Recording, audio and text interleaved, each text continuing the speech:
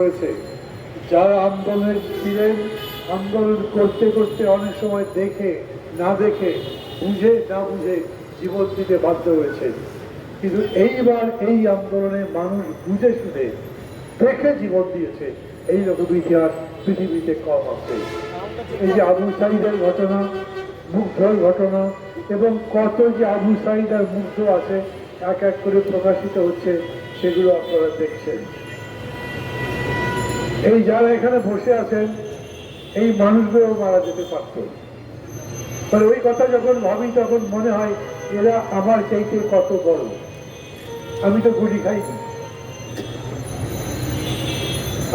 খাইনি, আমি অত বড় নির্যাতনের মধ্যেও পড়িনি যাতে আমার জীবনের প্রতি সরাসরি কোনো হুমকি তৈরি হয়েছে। তাদেরকে তাই আমি শ্রদ্ধা করি। আর আমি বিশ্বাস করি সবাই যারা ফ্যাসিবাদের বিরুদ্ধে ছিলেন, লড়াই করেছেন, যে যতখানি পারেন, তারা সবাই এই মানুষগুলোকে শ্রদ্ধা করে। এরা যখন বারে বারে রাস্তায় নামে নিজেদের চিকিৎসার দাবিতে, তাদের প্রাণের জন্যে, একটা ভালো জীবনের জন্যে, তাদের অভাব অভিযোগ জানাতে, আর্থিক অভিযোগ অথবা অভিযোগ, তখন মনে হয় যে আমরা আসলে এখনো কত দিন দরিদ্র আছি, যে যারা জীবন দিয়ে আমাদেরকে জীবন দেওয়ার লড়াই করেছে তাদের আমরা সম্মান করতে পারি না। আমি আবার তাদের প্রতি শ্রদ্ধা জানাচ্ছি। কারো প্রতি সমালোচনা করার বিষয় নয়, কাউকে দোষারোপ করবার চেষ্টা করছি না, কিন্তু আমি মনে করি যারা যেভাবেই এখন ক্ষমতায় আছে, দায়িত্বে আছে, তাদের উপরে এই দায়িত্ব বর্তায়, তারা যেন এদের দেখে। এইরকম মানুষ কতগুলো আছে, ধরেন ১৫০০ এই ২০ দিনের আন্দোলনে মৃত্যুবরণ করেছে, ধরেন ৫০০০ যারা আহত হয়েছে, ধরেন ৩০০০ যারা প্রায় পঙ্গুত্ব বরণ করেছে। এই মানুষগুলোর উপকার করা, তাদের সাহায্য করা কি এতই কঠিন যে বারে বারে ৫ মাস ধরে, ৬ মাস ধরে তাদেরকে রাস্তায় যাওয়া আসা করতেই হচ্ছে? আমি জানি আমাদের প্রশাসন এমন যে এরা ঠিক মতো কাজ করতে পারে না। আমরা যখন সংস্কারের কথা বলি, তখন এই প্রশাসনকে এমনভাবে তৈরি করতে বলি যাতে মানুষের ১০ বার করে অভিযোগ করতে না হয়। মানুষ একবার অভিযোগ করলেই যেন তার জবাব প্রশাসন দিতে পারে। যখন অভাবের কথা বলে, তখন সেই অভাব যদি তখনই মেটাতে নাও পারে, কিন্তু তাকে বলতে পারে এই অভাব মেটাবার জন্য আমাদের এই রকম একটা পদ্ধতি চালু আছে। আমি এও বলি ৬ মাসের মধ্যেই হয়তো সেটা পাওয়া যায় না, কিন্তু ২ বছরের মধ্যে, ৩ বছরের মধ্যে, অথবা কত দিনের মধ্যে ওই রকম একটা প্রশাসন গড়া যায়, সেই রকম একটা দেশ গড়া যায়, যেই দেশে আমি নিরাপদ বোধ করব। আমি কোনো বিপদে পড়লেও আমার দেশ, আমার দেশের সরকার, আমার দেশের প্রশাসন, যারা দেশ চালায়, তারা অন্তত আমার অভাব অভিযোগ দূর করবার জন্য এগিয়ে আসবে। গত ১৫ বছর ছিল একেবারে বৈরী একটা সরকার, মানুষের দুশ্মন একটা সরকার, যারা অন্যের দুঃখে আনন্দ পেত। এক ধরনের স্যাডিজম ছিল তাদের মধ্যে। অন্যের কষ্টে আনন্দ পাওয়ার নাম ইংরেজিতে বলে স্যাডিজম। এইরকম কষ্ট দিয়ে শাসন করে, লুটপাট করে নিজেরা আনন্দ অনুভব করত। আমরা এই রকম সরকার চাই, যেই সরকার জনগণের দুঃখে নিজের দুঃখ পাবে, যেই সরকার জনগণের দুঃখ দেখলে সেই দুঃখ দূর করবার চেষ্টা করবে। আমি কিন্তু এই কথা বলছি না এখনকার যে সরকার আছে সেটা বৈরী সরকার, সেটা জনগণের শত্রু সরকার, তারা জনগণের জন্য কোনো ভালোবাসাই পোষণ করে না, বলছি না। কিন্তু এই কথা বলি, এই সরকার হলেই হবে না। কেবল ভালো মানুষ দিয়ে দেশ চলে না, যোগ্য লোকও লাগবে। সেই রকম মানুষ যে ভালো, জনগণকে ভালোবাসে এবং জনগণের কল্যাণ করতে পারে, উপকার করতে পারে, সেই রকম দেশ চাই, সেই রকম সরকার চাই। আর তার জন্যে সেই রকম প্রশাসন চাই। শুধু সেটা সিভিল অ্যাডমিনিস্ট্রেশন নয়, পুলিশ, আর্মি, যতগুলো আছে, প্রত্যেকটা মানুষ দেশকে ভালোবাসবে। দেশকে ভালোবাসবে মানে দেশের মানুষগুলোকে ভালোবাসবে। আর সেই ভালোবাসা সবচেয়ে বেশি সামনে যারা বসে আছে, এই ধরনের আহত, পঙ্গু, মৃত মানুষগুলোর প্রতি যাবে, যাতে আমরা বোঝাতে পারি যে আমরা মহৎ আদর্শে যারা জীবন দিয়েছেন তাদেরকে কত সম্মান করি।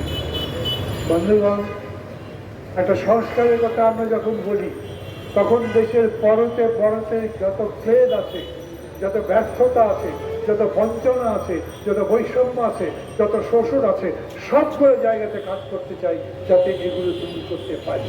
এবং এই কাজের দামই হচ্ছে দেশকে ভালোবাসা, দেশকে গড়া। দেখুন, এরা যখন রক্ত দিয়েছে তখন সেই রক্তের মধ্যে থেকে বীর বাইরে এসে স্লোগান দিয়েছে, নতুন বাংলাদেশ চাই, বাংলাদেশ চাই, যেখানে জীবন মৃত্যু সমান, যেখানে জীবনেরই কোনো মূল্য নাই, মৃত্যুকে তখন শ্রদ্ধা করবার মতো নাই। আমরা জীবনটা এরকম করে বদলাতে চাই, দেশটা এরকম করে বদলাতে চাই। আবারও বলি যে দেশ হবে একটা ফুলের বাগানের মতো, যে দেশে আমরা ফুলের কাছে সহজে পারবো যেতে, যে দেশে আমরা মনে করি অন্তত মানুষের মানুষের সম্পর্ক হবে পবিত্র, ভালোবাসার, মুহূর্তের মায়া, মমতার। সেই মমতার আহ্বানে, সেই মমতার ডাকে সাড়া দিতেই আজ আমরা এখানে আছি। আমি ঠিক জানি না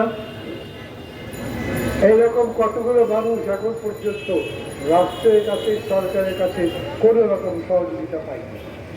আমি একই সঙ্গে বলছি, এই জন্য সরকারকে আমি কাজ করাতেও করছি না, কিন্তু সরকারের কাছে দাবি করছি যত তাড়াতাড়ি পারে আপনারা করছেন, একেবারে করছেন না আমি তা বলবো না, কিন্তু সেই করার যথেষ্ট হচ্ছে না। গতকালকে আমরা প্রধান উপদেষ্টাকে দেখেছি, কিন্তু তারপরে আজকে তাদেরকে দেখবো কেন? তাহলে আমরা একবার দেখতে চাই প্রধান উপদেষ্টা যখন বলবে, যখন প্রধান শাসক যারা দেশের শাসন করছে তারা দাঁড়িয়ে যখন বলবেন এদের দায়িত্ব আমরা দিলাম, তখন আমাদেরকে আর রাস্তায় দাঁড়াতে হবে না। আমাদের কাছে তারা আসে, কেন আসে?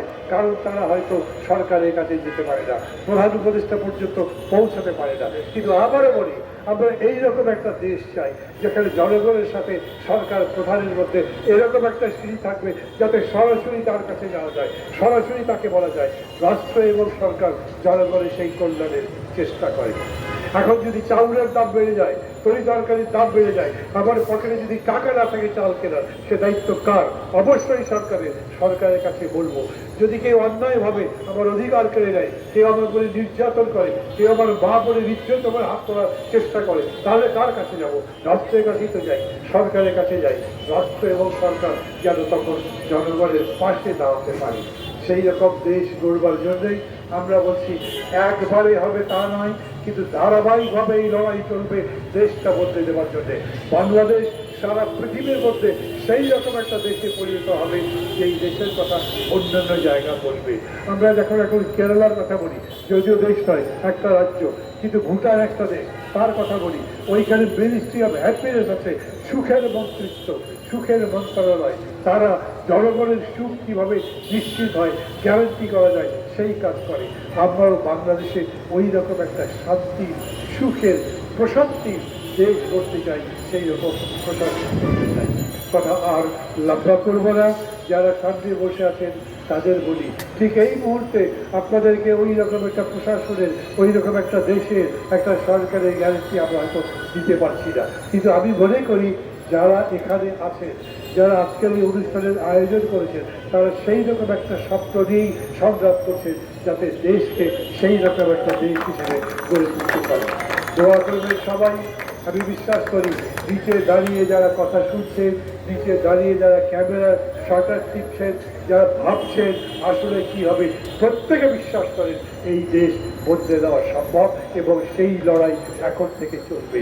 হতে পারে মাঝে মাঝে আপনারা দেখবেন বৈষম্য, মাঝে মাঝে দেখবেন বৈরিতা, মাঝে মাঝে দেখবেন দলে দলে ভিন্ন রকম পথ, কিন্তু তারপরেও শেষ বিচারে আমরা একটা জায়গায় ঐক্যবদ্ধ থাকতে চাই, সেটা হচ্ছে দেশের স্বার্থ, জাতীয় স্বার্থ, সেটা অর্থনৈতিক স্বার্থ হোক, গণতন্ত্রের জন্য হোক, স্বাধীনতার প্রশ্ন হোক, সেই জায়গাতে সমগ্র জাতি ঐক্যবদ্ধ থাকতে হবে। দুটো দেশের কথা বলবো বলে আবার বক্তৃতা শেষ করবো।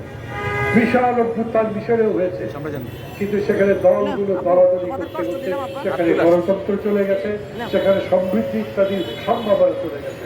আর তার পাশে আছে টিউনিশিয়া, সেটা আরো দরিদ্র দেশ ছিল, কিন্তু তারপরেও সেই দেশে যত মারামারি কাছাকাছি দলাদলি থাক না কেন, সবাই উপলব্ধি করেছে আমরা যদি একসাথে কাজ না করি তাহলে দেশ গড়ে উঠবে না। তারা সেই একত্রিত হওয়ার জন্যে, ঐক্য গড়ে তোলবার জন্যে সংগ্রাম করেছে এবং টিউনিশিয়া সামনের দিকে এগিয়ে যাচ্ছে।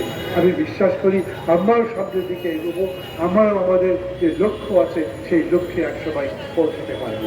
কথা শেষ করছি, ভালো থাকবেন সবাই। আবারও সামনে যারা বসে আছেন তাদেরকে শ্রদ্ধা জানাচ্ছি। আমি বরঞ্চ সমগ্র জনগণের কাছে এই মেসেজ দেওয়ার জন্য যে এই মানুষগুলো এখনো লড়াই আছেন, তাদের প্রতি সহানুভূতির দৃষ্টি রাখেন, তাদের সাথে এক হন, একাত্ম হন, লড়াইটা অব্যাহত রাখেন সবাই মিলে। করা হবে।